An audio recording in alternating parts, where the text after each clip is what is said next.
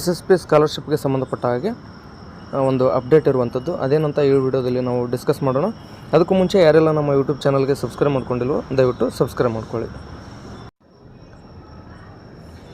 ನೋಡಿ, ನಾವು SSPಯ ವೆಬ್ಸೈಟ್ಗೆ ಹೋದಾಗ ನಮಗೆ ಸಿಗುವಂಥದ್ದು ಏನಂದರೆ, ನೋಡಿ ಹೊಸದಾಗಿ ಈಗ SSP ಸ್ಕಾಲರ್ಶಿಪ್ಗೆ ಯಾರೆಲ್ಲ ಅರ್ಜಿಯನ್ನು ಸಲ್ಲಿಸಿಲ್ವೋ ಅವರಿಗೆ ಈಗ ಅವಕಾಶವನ್ನು ನೀಡಿರುವಂಥದ್ದು. ಅಂದರೆ ಹೊಸದಾಗಿ ಅರ್ಜಿಯನ್ನು ಕರೆದಿದ್ದಾರೆ.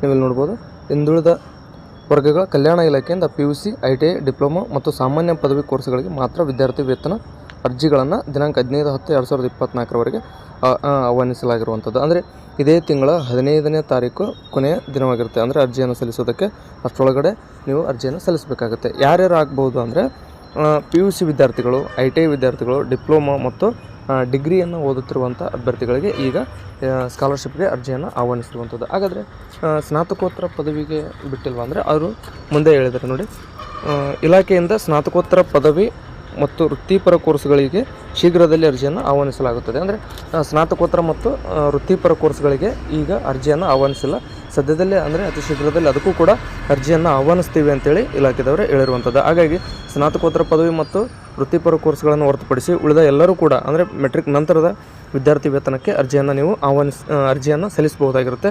ಸೊ ಆದಷ್ಟು ಬೇಗನೆ ಅರ್ಜಿಯನ್ನು ಸಲ್ಲಿಸಿ, ಯಾಕಂದರೆ ದಿನಾಂಕ 15/10/2024 ಅವಕಾಶವನ್ನು ಕೊಟ್ಟಿದ್ದಾರೆ. ಅಂದರೆ ಇಂದು ಅಕ್ಟೋಬರ್ 5 ಆಗಿರೋದ್ರಿಂದ ಇನ್ನೂ 10 ದಿನಗಳ ಕಾಲಾವಕಾಶ ನಿಮಗಿರುವಂಥದ್ದು. ಅಷ್ಟರಲ್ಲಿ ಎಲ್ಲ ಡಾಕ್ಯುಮೆಂಟ್ಸನ್ನು ರೆಡಿ ಮಾಡಿಕೊಂಡು ನೀವು ಅರ್ಜಿಯನ್ನು ಸಲ್ಲಿಸಬಹುದಾಗಿರುತ್ತೆ. ಇದಿಷ್ಟು ಇವತ್ತಿನ ಮಾಹಿತಿಯಾಗಿತ್ತು. ಇನ್ನೂ ಯಾರೆಲ್ಲ ನಮ್ಮ ಯೂಟ್ಯೂಬ್ ಚಾನಲ್ಗೆ ಸಬ್ಸ್ಕ್ರೈಬ್ ಮಾಡ್ಕೊಂಡಿಲ್ವೋ ದಯವಿಟ್ಟು ಸಬ್ಸ್ಕ್ರೈಬ್ ಮಾಡ್ಕೊಳ್ಳಿ.